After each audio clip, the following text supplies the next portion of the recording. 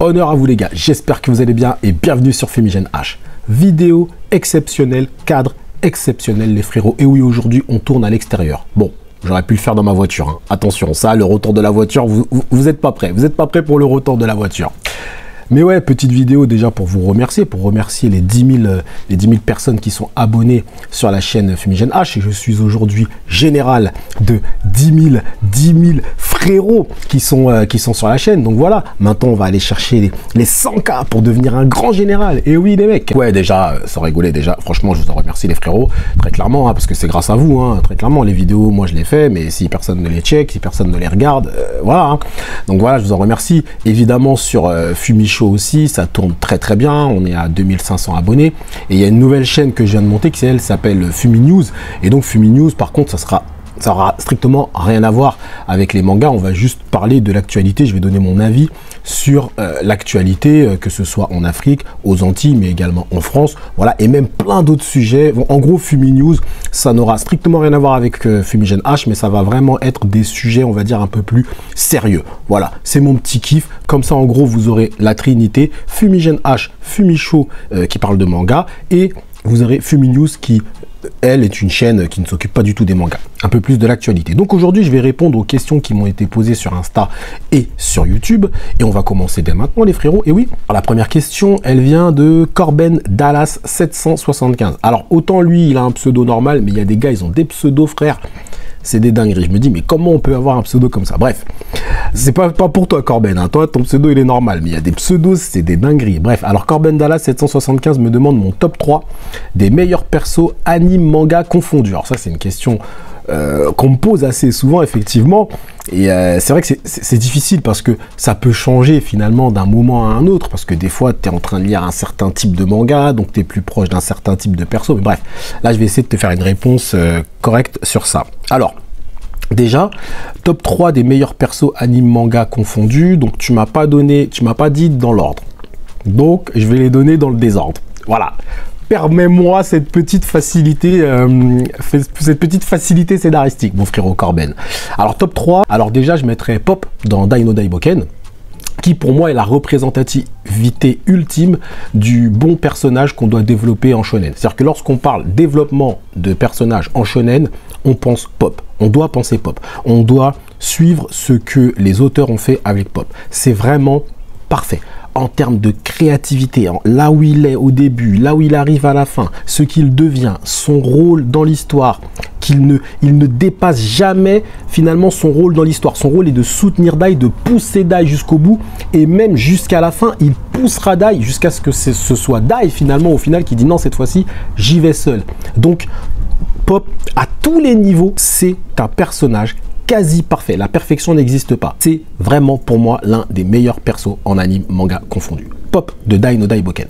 Deuxième personnage, c'est Thorfinn. Thorfinn de Vinland Saga. Je trouve qu'on est sur quelque chose d'extrêmement lourd, extrêmement nuancé, extrêmement psychologiquement très élevé. C'est pour moi l'un des persos les mieux écrits de toute l'histoire des mangas. Et allez vous renseigner, allez lire Vinland Saga si c'est pas le cas, et vous verrez que le développement de Thorfinn, c'est quelque chose qui n'a jamais été vu. Moi en tout cas, j'ai jamais vu ça. J'ai jamais vu ça. Le personnage arrive au début enfant, ensuite il découvre l'horreur finalement, la violence, etc. Le monde dans lequel son père avait évolué mais que lui ne connaissait pas. Ensuite il se retrouve finalement attaché au bourreau de son père, mais il se retrouve finalement en empathie avec le bourreau de son père et il commence à comprendre toutes les nuances de ce que son père pouvait lui dire avant quand il était enfant. Ben, c'est fou, c'est fou. Et jusqu'à après suivre totalement une voie radicalement différente. Enfin, franchement, Thorfinn, c'est fou, clairement et simplement. Donc oui, ça fait partie des meilleurs personnages en manga pour moi. Et le troisième, eh bien, comme troisième personnage, je mettrais le grand général sous les cieux, Kanki. Oui, Kanki. Je vais m'expliquer. Beaucoup de personnes vont être, à mon avis, ils seront surpris que je mette Kanki aussi haut. Je vais vous expliquer. Kanki, moi, ce genre de personnage-là, j'avais jamais vu ça en anime manga. Alors, on va me dire, bah attends, c'est un tortionnaire. T'as déjà vu des tortionnaires en anime manga? T'as déjà vu des décapiteurs? Non, Kanki, c'est pas ça. Kanki, c'est pas que ça. Les personnes qui ont vu le développement scénaristique de Kanki du début jusqu'à la fin comprennent à quel point Kanki est très nuancé comme personnage. Il est extrêmement nuancé. Ara lui a apporté une fin qui laisse tout le monde en empathie avec Kanki. Même les plus fervents attaquants, les personnes qui détestaient Kanki, sur la fin, ont eu une forme d'empathie pour lui. Donc je mettrais Kanki. Parce que Kanki, moi, j'ai aucun personnage qui m'a fait passer à tous les niveaux comme ça en termes d'émotion. C'est-à-dire qu'il y a des fois où il te dégoûte, il y a des fois tu es en empathie, il y a des fois où il t'impressionne. Kanki, dans l'univers Kingdom, très clairement, il y a eu un avant et un après. Tu n'avais aucun personnage comme lui. Aucun personnage comme Kanki. C'était extraordinaire. À chaque fois que Kanki arrivait dans la guerre, c'était une dinguerie. Tu savais qu'il allait faire une dinguerie. C'est-à-dire qu'au scénario de Kingdom, il était tellement utile, Kanki, que beaucoup de personnes sont même venues me voir en me disant « Putain, mais si Kanki meurt, Fumi, moi j'arrête Kingdom. » Il y a des mecs qui m'ont dit « J'arrête Kingdom. » Mais je peux les comprendre dans le sens où les mecs se sont... En fait, quand tu comprends le rôle de Kanki dans Kingdom, tu te dis « Mais comment Ara va faire sans Kanki ?» Il va faire, t'inquiète pas. Il peut t'en créer d'autres des Kanki. Mais pas au même niveau, je pense pas. Et quand on sait qu'il y a peut-être une possibilité qu'il soit encore développé maintenant, post-mortem, Kanki. Donc Kanki, Thorfinn, et Dai et Pop de Dai no Daiboken. Ensuite, alors, quel est mon plat préféré? Eh bien, écoute, mon plat préféré, tu sais, mon frérot, moi, je suis antillais. Donc, moi, le colombo de poulet, pour moi, ça, c'est une dinguerie, tu vois. Alors, t'as plein d'autres colombos, mais le colombo de poulet, ça, je kiffe, mon frérot. Je vais vous mettre une petite photo, comme ça, vous allez voir ce que c'est. Du curry, un peu de riz, du poulet avec un peu de légumes. Frérot, moi, ça, je kiffe. Donc, voilà, tu veux connaître mon plat préféré, c'est le colombo de poulet, mon gars. Et oui, le poulet, on aime ça. Et est-ce que je pourrais faire une vidéo des top openings sur Kingdom? Alors c'est possible, mais ça va être compliqué parce qu'avec les droits d'auteur, tu sais, parler d'un opening sans réellement le faire écouter ou faire écouter que 1 ou 2 secondes, compliqué. Donc franchement, je vais pas m'engager, frérot. Moi, je m'engage jamais, vous connaissez. Mais après, à voir, je ne dis pas non, je ne ferme pas la porte. Alors ça, c'était la question d'ailleurs de Maurice Bamzon. Alors maintenant, question de Jason Mikey 8623. Pourquoi se lancer dans les reviews Kingdom, qui n'est pas finalement un manga très connu en France et même dans le monde? Et ensuite, quelle serait ma vision sur la suite de l'écriture de Kyukai? Pourquoi se lancer dans les vidéos Kingdom? Eh bien, écoutez les frérots, en fait, c'est très simple. Au moment où j'ai commencé Kingdom, j'étais sur la fin de... J'étais dans les reviews Steel Ball Run. J'étais pas vraiment sur la fin des reviews Steel Ball Run, j'ai commencé un petit peu avant. Et ce qui s'est passé, c'est que au début, je faisais Kingdom tout simplement parce que moi, j'aimais Kingdom. Et moi, j'ai toujours essayé de garder, on va dire, une ligne sur cette chaîne, que pour l'instant, je réussis en tout cas, c'est je ne parle que des mangas et animés qui me plaisent.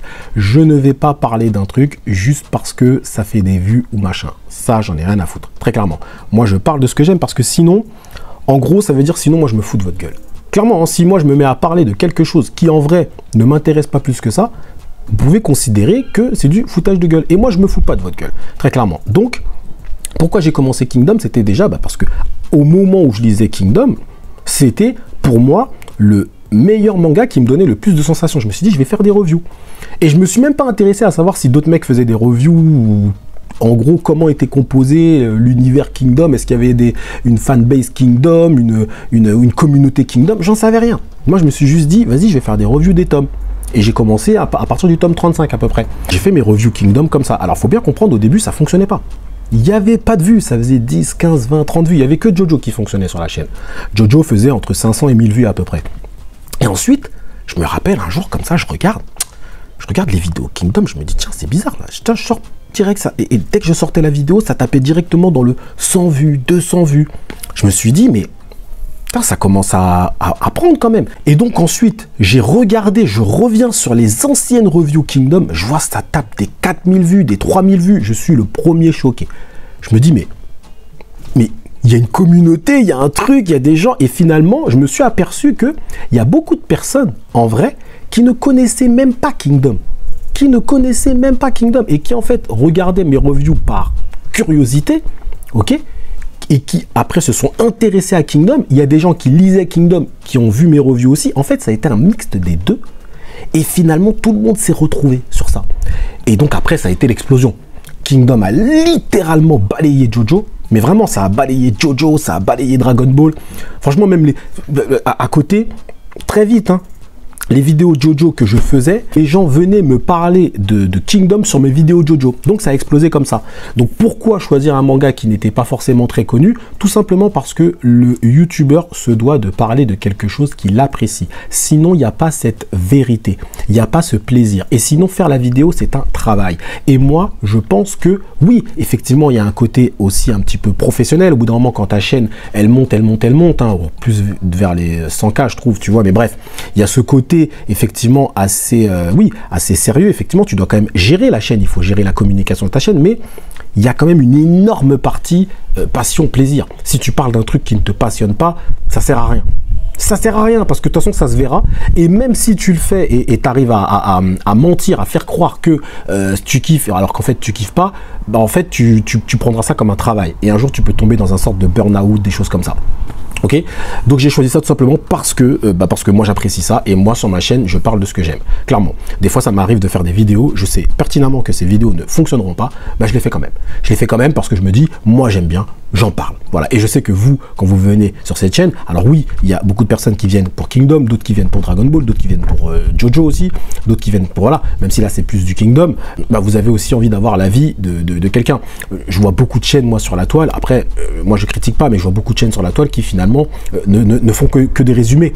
En fait, c'est des résumés les reviews. Il y a beaucoup de reviews de youtubeurs, en fait, on te résume le chapitre. Donc attention, ça a un public aussi, parce que tu as des personnes qui ne veulent même plus lire les chapitres et qui préfèrent se faire une review. Donc attention, moi je ne critique pas, mais c'est la vérité. Moi sur ma chaîne, je fais pas ça. Moi je fais pas de résumé, je fais un très court résumé, mais l'immense majorité de la review, c'est mon avis, c'est mon analyse. Moi c'est comme ça que je vois la chose en tout cas. Donc voilà, quelle est la suite de l'écriture de Kiwukai? Je suis d'accord avec toi sur le fait que Kiwukai, il y a un vrai Hara, très clairement, concernant le personnage de Kiwukai. Je dis pas qu'il l'a mise de côté, mais a perdu un peu cette sensation Kiwukai lorsqu'elle arrive sur le champ de bataille, le rôle qu'elle joue, etc. Alors, elle s'est illustrée dans la bataille de Gihan en créant le tunnel avec Shin, mais sinon, mis à part ça, les derniers exploits de Kiwukai, il n'y en a pas de ouf. Donc, je suis d'accord avec toi concernant le personnage de Kiwukai. Moi, alors, je ne pense pas que Hara est en train de préparer la sortie de Kiwukai, c'est-à-dire genre sa mort, je pense pas. Par contre, je pense que Kiwukai et Shin vont se marier. Moi, je le vois comme ça. Je pense qu'il va y avoir mariage tôt ou tard. Qui dit mariage dit bébé derrière. Et je pense que Kiwukai va être écarté du scénario pendant un certain temps. Et c'est Kiurei qui va reprendre un peu le rôle de Kiwukai, c'est-à-dire ce sera un peu la Shiyu de la Ishin. Même si elle ne reprendra pas les fonctions, parce qu'elle n'en a pas les compétences, elle peut pas commander 5000 hommes, il me semble que c'est ça, Kiwukai. Je pense que Kiurei jouera le rôle un peu de la Shiyu capable de faire des exploits sur le champ de bataille.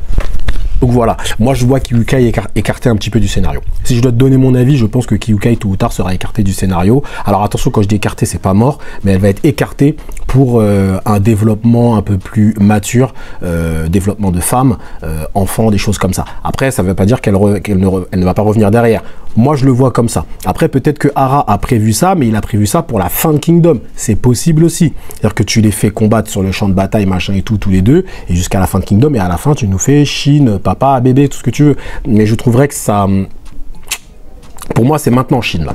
C'est maintenant. Parce que tu prends tous les autres personnages autour de lui, Uhon, Sei, tout ça, tous ces autres, ils ont tous un développement d'homme. Tu vois, donc pour moi, là, c'est maintenant. Là, c'est maintenant qu'il doit le faire. C'est dans les prochaines, dans les arcs qui arrivent. Selon moi, hein, selon mon timing. Hein, après, il peut le faire après. Parce qu'au bout d'un moment, Shin, ça fait un peu trop gamin, des fois. En vrai de vrai, ça fait un peu trop gamin. Donc voilà, la suite de l'écriture de Kiwukai, c'est que moi, je vois qu'elle va être écartée pendant un certain temps. On suivra toujours un petit peu au loin ce qu'elle fait. Mais au global, je la vois écartée du scénario. En vrai de vrai, ça changera pas grand chose parce que là, elle est quasiment déjà écartée. Hein. Donc voilà, c'est mon avis, évidemment, je peux me tromper. Alors ça, c'était la question de Jason Mikey. Donc maintenant, on a la question de Bala009. Comment tu as connu Kingdom et pourquoi les reviews? Alors, la question pourquoi les reviews, ça reprend la question de Jason Mikey, donc je vais pas y répondre parce que j'y ai déjà répondu. Et comment j'ai connu Kingdom? Bah, en fait, mon frérot, c'est tout simple. Il y a eu un forcing de la part de Meian qui a envoyé, en fait, toutes les box. Ils envoyaient les box à tous les youtubeurs, sauf moi. Moi, je les avais pas eu. Hein. Enfin, je rigole. Après, il m'avait envoyé une box et tout. Mais non, c'était pas une box. Il m'avait envoyé quelques tomes. Et donc, c'est comme ça que j'ai connu. Ça m'a intrigué, on va dire, par curiosité. J'ai vu que tout le monde recevait des box Kingdom. Je dis OK. Et un jour, quand j'étais à la Japan, j'étais avec un poteau et tout. Et il m'a dit, bah vas-y, moi, je vais me prendre les 6 premiers tomes de Kingdom. Je sais pas quoi. Non, lui, il a pris la box. Et moi, j'étais dubitatif, des guerres en Chine. Je me suis dit, vas-y, je vais prendre les 2 tomes. Et j'ai pris les 2 tomes. Et après, j'ai dit, OK, c'est bon. j'ai acheté directement les 10 tomes derrière. Très clairement, après ça enchaînait. Hein. Franchement, les Kingdom, je les ai achetés à une vitesse. J'ai rattrapé, dites-vous, quand moi j'ai acheté Kingdom, Meian était à peu près hein, au tome 44-45. Quand moi j'ai commencé à acheter Kingdom, ok, j'ai dû acheter les 45 tomes en 2 mois, 2-3 mois, grand max. Grand max. Franchement, j'ai sifflé le truc. Donc voilà comment j'ai connu Kingdom. C'est par la communication très forte que Meian avait fait. J'en avais entendu parler avant, mais je m'y étais jamais vraiment intéressé, pour être honnête. Alors, je peux te dire vraiment quand est-ce que j'en ai entendu parler, ça date, mais je m'y étais pas intéressé. En vrai, je m'y étais pas intéressé, donc je te parle du jour où j'ai acheté vraiment mon premier tome. Bala 009. Alors, Anto 3519 me demande de résumer Kingdom en 3 mots. Kingdom en 3 mots, je dirais que c'est... Kingdom en 3 mots, je dirais que c'est historique.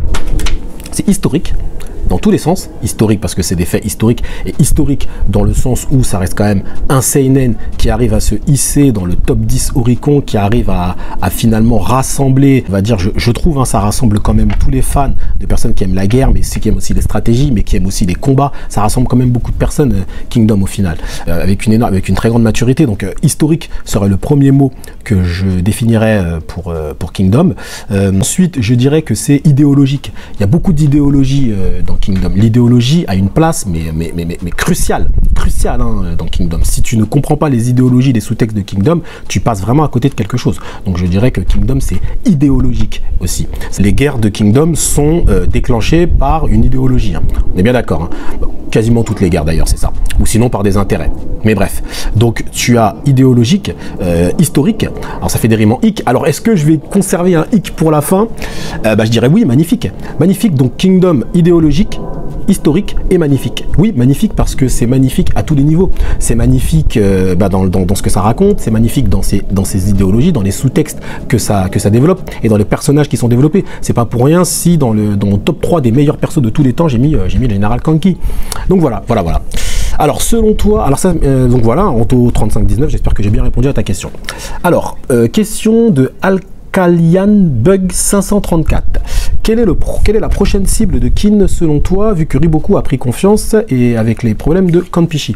Et moi je pense que Ara ira jusqu'au bout du manque de respect envers l'état de Han, et moi je pense que c'est Han.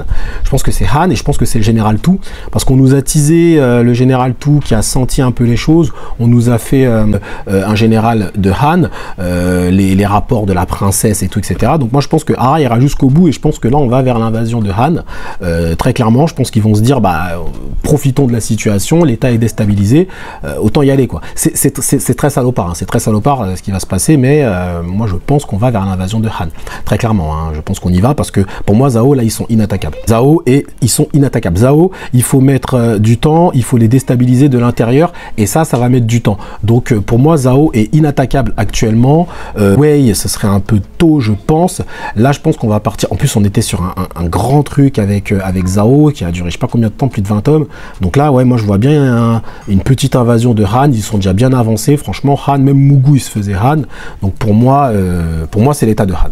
Très clairement, pour moi, c'est l'état de Han parce que Zhao, c'est trop compliqué maintenant. Il faut attendre quelques années pour moi, Zhao. Là, j'ai une question de user OH80K3CMD3D. Oui, c'est son pseudo. Écoutez, les gars, on va pas le juger. Il me demande mon top 3 des meilleurs films pour moi. Écoute, frérot, ça va être très con ce que je vais faire, mais je vais te dire la trilogie des Die Hard. Et oui, une journée en enfer, Die Hard 1, 2 et 3. Donc le premier c'est Piège de cristal, le deuxième c'est 58 minutes pour vivre, et le troisième c'est Une journée en enfer, il me semble. Donc le film avec Bruce Willis, c'est des films que j'ai maté un nombre incalculable de fois, je les connais par cœur. Tellement je les kiffe, cette trilogie. Alors attention, c'est pas une trilogie parce qu'après il y a un 4, machin, etc. Mais ils sont un peu moins bons. Mais les 3 premiers, pour moi, c'est une dinguerie. Après, j'aurais même pu te rajouter Demolition Man avec Stallone et Wesley Snipes, qui font partie aussi de mes tops. Voilà, là je te donne à peu près, ça vous donne un peu mon époque, parce que ça c'est des films qui datent, hein, il y a beaucoup de personnes qui les connaissent pas, allez vous les mater, vous allez kiffer. Alors question de Soft God YouTube, conseil pour améliorer la chaîne. Alors moi mon conseil pour améliorer ta chaîne, c'est déjà faut te poser la question, tu sais moi je dis toujours, pour savoir où tu vas, faut savoir d'où tu viens. C'est exactement la réflexion que j'ai eue pour quand j'ai commencé Kingdom. C'est-à-dire que je me dis, pour savoir où je vais, faut savoir d'où je je viens. Et d'où je viens, c'est quoi? C'est qu'est-ce que tu aimes? Pourquoi tu as ouvert cette chaîne? Tu as ouvert cette chaîne pour te faire kiffer, pour faire kiffer les gens et pour parler de ce que tu aimes. Donc c'est pour ça que je me suis posé... Et en gros, avec cette réflexion-là, c'est là que je me suis dit, vas-y, je vais faire Kingdom, parce que c'est Kingdom que je kiffe pour l'instant, tout simplement. Eh bien, toi, c'est la même chose. Il faut te dire que pour améliorer ta chaîne, déjà de 1, tu dois te dire où est-ce que j'ai envie d'aller? Qu'est-ce que tu veux faire? Qu'est-ce que tu veux devenir? Tu veux devenir un grand YouTuber, 1 million d'abonnés? Ok, bah c'est peut-être pas dans les mangas, tu dois te lancer. Parce que les mangas, alors oui, tu vas avoir chez Fotaku 1 million, mais j'ai envie de dire, c'est un peu le seul sur YouTube, tu vois. T'en as beaucoup qui ont beaucoup d'abonnés et tout aussi, attention, hein, t'as le Mon Corvo, tout ça, etc. Mais ce que je veux dire, c'est que si ton but, c'est vraiment de taper les millions d'abonnés, déjà, bah, il faut que tu partes dans quelque chose qui peut générer des millions d'abonnés, ok. Maintenant, si ton but, c'est de parler de manga, ok, tu dis, moi, je veux juste parler de ce que j'aime, parler de ma passion. Eh ben, pose-toi une simple question. Quels sont tes meilleurs mangas? Quels sont les mangas que tu kiffes le plus? Et tu parles de ces mangas-là. D'accord? En fait, il faut que tu comprennes que des fois, les gens, c'est pas parce que tu parles d'un manga qui n'a pas de hype en général que ça ne va pas fonctionner. Parce que les gens peuvent adhérer aussi à ta hype. Vous voyez ce que je veux dire? Moi, par exemple, je regarde les vidéos de mon frérot Je Fonce. Mon frérot Je Fonce, lui, des fois, il va réussir à me faire kiffer sur un manga que je vais pas forcément connaître, mais parce que je vais voir sa hype, et sa hype, elle est très communicative, et il va me donner la hype. Et ben, c'est ça, en fait. C'est ça, en fait, l'univers YouTube, en vrai. C'est-à-dire que soit tu parles d'un truc qui fait l'actualité et tu vas faire des vues très facilement, soit tu prends le risque de parler de quelque chose qui ne fait pas l'actualité, mais tu es tellement hypé, tu es tellement à fond dedans que tu vas impliquer les gens dans ta hype. Et en fait, tu vas faire kiffer les gens parce que tu vas leur transmettre ta hype. Et je vous dis, il y a beaucoup de personnes qui ne connaissaient pas Kingdom et qui m'ont dit, mais en fait, t'en parles avec tellement de passion que j'ai envie de le découvrir. Vous voyez le délire? Donc c'est ça. Conseil pour améliorer ta chaîne, c'est ça. Après, il y a des points aussi techniques. Le son, c'est primordial. Je te dis même, limite, l'image, même si c'est pas d'une qualité extraordinaire, les gens peuvent s'en accommoder. Mais le son, tu dois avoir un son impeccable. Parce qu'il n'y a rien de pire que d'avoir un mauvais son. Donc le son, vraiment, mais ça, investi dans un bon micro ou des petits micros cravates comme j'ai, ça coûte pas cher, mais au moins on t'entend bien. Clairement, qualité de l'image, tu peux tourner avec ton téléphone. D'ailleurs, moi, il va y avoir un petit power up parce que je vais avoir un nouveau téléphone qui a une meilleure qualité, donc on va monter en grade. Vous croyez c'est quoi? On va monter en grade un petit peu, voilà. Et parle de ce que tu aimes, très clairement. Après, je pourrais te donner des conseils un peu plus précis, mais il faudrait que tu me poses des questions, on va dire plus précises. Alors. Question de Mike Spawn. Mike Spawn, qui est mon frère d'ailleurs au passage. Mike Spawn, es-tu fier d'avoir 10 000 abonnés? Bah oui, je suis fier d'avoir 10 000 abonnés, mais je reste, on va dire, raisonnable. Et je me dis que moi, je ne suis qu'une goutte d'eau dans l'océan de YouTube, en vrai de vrai. Et une chaîne manga qui a 10 000 abonnés, tu en as 100 000, tu vois. Mais je suis fier parce que je me dis que je me suis levé un matin, je ne savais pas tourner de vidéos, je ne savais pas faire de montage, je connaissais pas du tout l'univers YouTube, Chef Otaku, machin, nanani. En 2010, moi je connaissais pas tout ça, la vérité. Hein. Moi je lisais juste des mangas dans mon coin et finalement j'ai tout appris tout seul en fait. J'ai tout appris tout seul, j'ai appris à monter les vidéos, etc. etc.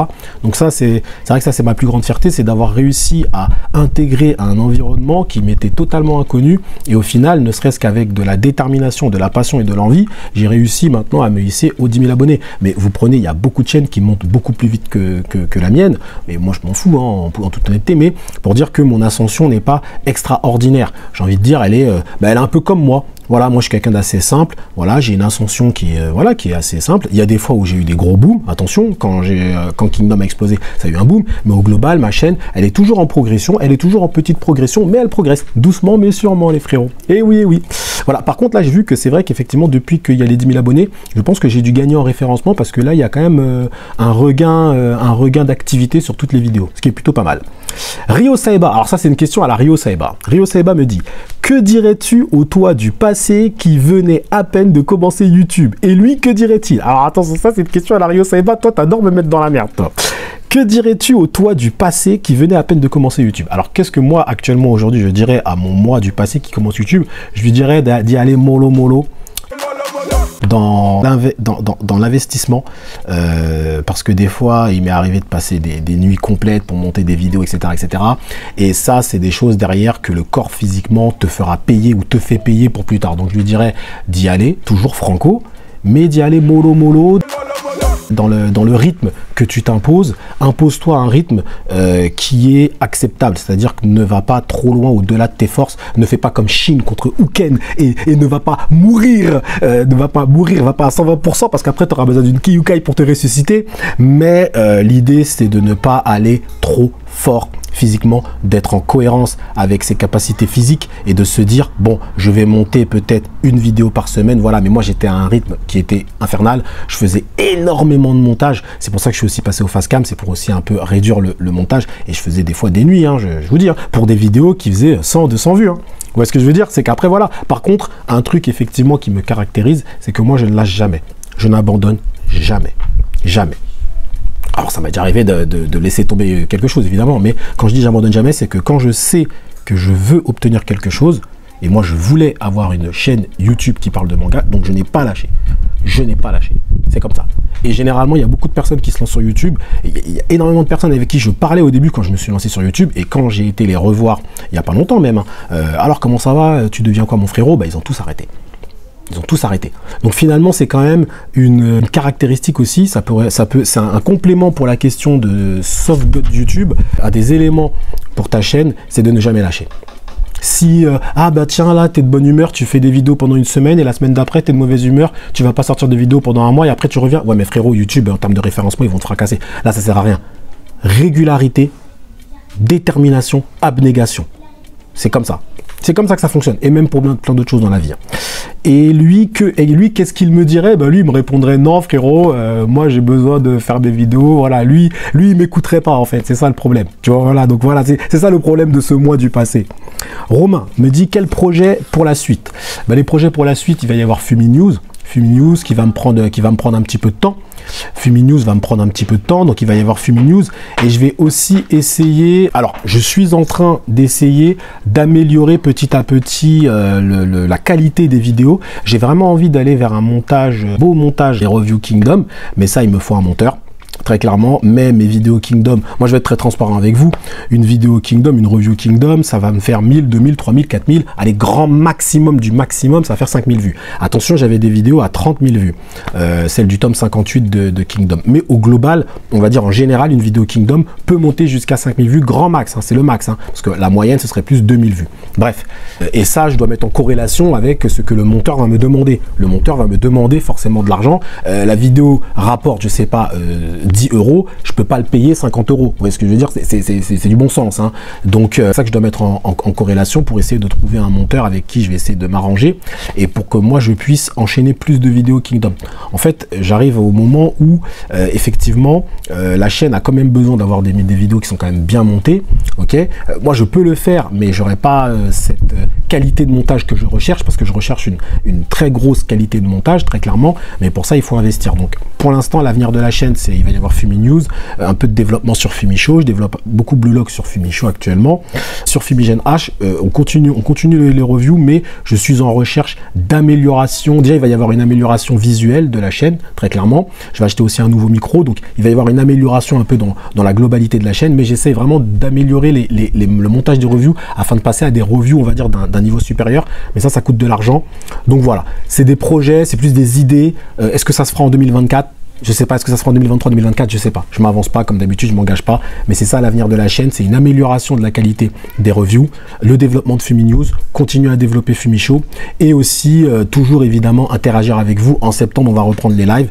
Là, j'ai mon voisin qui déchire, qui lui va pouvoir peut-être arranger mes problèmes pour faire des lives. Donc je croise les doigts, mais peut-être qu'en septembre, vous aurez le droit au live qu'on avait avant, mais là vraiment d'une bonne qualité. C'est-à-dire que même moi, je pourrais interagir avec vous. Donc on va essayer de se faire au moins un live par semaine, ou allez, peut-être 2 lives par mois. On verra les frérots. Mais il y aura le retour des lives en septembre, évidemment. Alors, JL Petit Oiseau me dit, as-tu déjà lu une série shoujo? Franchement, entièrement, non, frérot. Oh, je vais pas te mentir, non. Franchement, je vais pas te mentir parce que, encore une fois, moi, non, franchement, non. Voilà, je te le dis, non, tout simplement. Est-ce que tu vas tenter Twitch?